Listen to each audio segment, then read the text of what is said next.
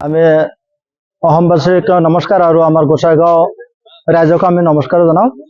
আমাৰ এই এৱাৰনেছ প্ৰগ্ৰামটো মাজে মাজে কৰিব লাগে এই কাৰণে, কিয়নো আমি যিবিলাক ড্ৰাইভাৰ আছো বা পিলপিলিৰ মালিক হওক বা আইৰেছ হওক বা চাৰি চকাৰ হওক, সকলো ড্ৰাইভাৰে আজিকালি অলপ নিচা পান কৰে।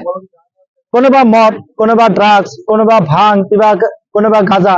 কিন্তু আমি এই এৱাৰনেছ প্ৰগ্ৰামৰ থ্ৰুদি সকলো ড্ৰাইভাৰ বা মালিকক আমি অনুৰোধ জনাওঁ, যেতিয়া গাড়ী চলায় তেতিয়া নিচা কৰিব নালাগে। যিকোনো নিচা, কোনোবা ড্ৰাগছ কৰে, কোনোবা মদ খায়, কোনোবা কিবা কিবি কৰে, একদম আমি সকলোকে অনুৰোধ জনাওঁ এই নিচাটো কৰিব নালাগে, ড্ৰাইভাৰে হওক আৰু পেচেঞ্জাৰে হওক। কিয়নো নিচা কৰিলে তাৰ মস্তিষ্কটো বেলেগ ধান্দাত যায়, ৰাস্তাটো পাহৰি যায়, কেতিয়াবা এটা ধান্দাত মানে কৰে। সেইকাৰণে আমি মাজে মাজে খালি আমাৰ প্ৰশাসনে নহয়, কিন্তু আমাৰ যিবিলাক পিলপিলি ড্ৰাইভাৰ বা মালিক আছে এইবিলাকো আমাৰ এৱাৰনেছ কৰিব লাগে। কিয়নো এই আমাৰ ৰোড ছেফটিটোৰ কাৰণে বহুত সতৰ্ক হ'ব লাগে। কিয়নো ঘন কুঁৱলী পৰিলে বা কিবা এটা নেশ্যনেল হাইৱেত গ'লে, ৰং চাইডত গ'লে কিবা এটা দুৰ্ঘটনা হ'ব পাৰে। সেইকাৰণে আমি মাজে মাজে এই এৱাৰনেছটো কৰিব লাগে।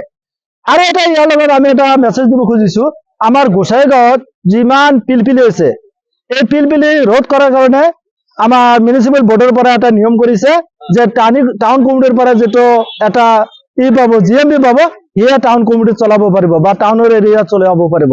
সেইকাৰণে সকলোকে আমি অনুৰোধ জনাওঁ যে গোসাইগাঁও টাউন ই ৰিক্সা অনাৰ এছ'চিয়েশ্যনত সকলোৱে 3 কপি ফটো, আধাৰ কাৰ্ড, ভোটাৰ কাৰ্ড আৰু গাড়ীৰ RC বা 21 ফৰ্মত যিকোনো কাগজ জমা দিব লাগে অতি সোনকালে।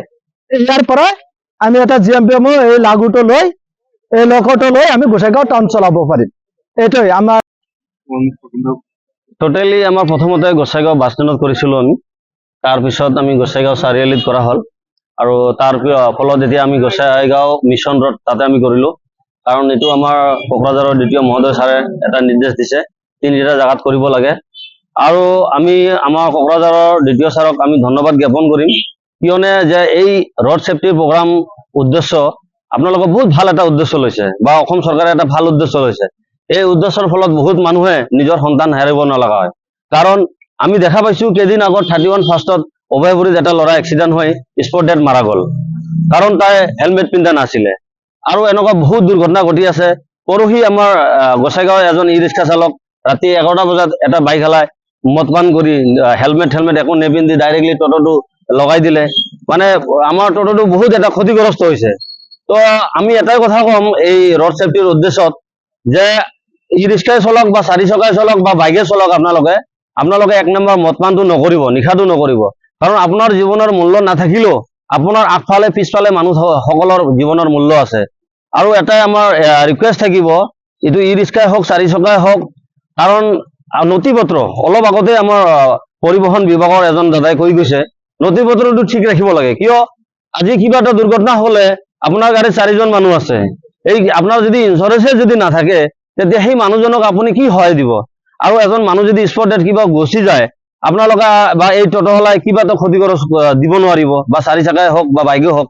এইকাৰণে এটাই ৰিকুৱেষ্ট কৰিম, জনে জনে পাৰে আমাৰ গোসাইগাঁও যিমান ই ৰিক্সা চালক আছে, কাৰণ চৰকাৰৰ পৰা কোনো বাইফৰ্চলি কৰা নাই, আমাক প্ৰতি সময়ত আমাক সময় দি থাকে।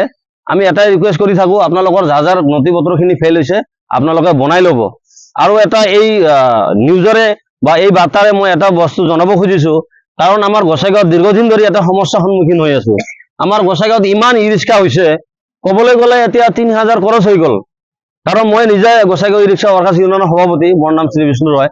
মই নিজে দেখা পাইছোঁ এনেকুৱা ই ৰিক্সা হৈছে, এই ই ৰিক্সাৰ কাৰণে আমাৰ ট্ৰাফিক ছাৰে বহুত এটা সমস্যাৰ সন্মুখীন হ'বলগীয়া হয়, বা আমাৰ গোসাইগাঁও ৰাইজে বহুত সন্মুখীন হ'বলগীয়া হয়।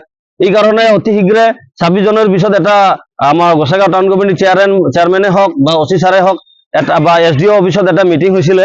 সেই মিটিঙত এটা সিদ্ধান্ত দিছে যে অতি শীঘ্ৰে গোসাইগাঁৱত জনে ই ৰিক্সা চালক বা গোসাইগাঁও ই ৰিক্সা চালকে জনে চলাব খোজে, তাৰ নিজৰ নথি পত্ৰটো Aadhaar card xerox, voter card xerox, PAN card আৰু 3 কপি ফটো, গাড়ীৰ নথি পত্ৰখিনি মোৰ হাতত জমা দিব লাগে, আৰু আমি টাউন কমিটিত জমা দিম। তাৰ ফালৰ পৰা আমাৰ টাউন কমিটিয়ে এটা আপোনালোকক চিৰিয়েল নাম্বাৰ দিব।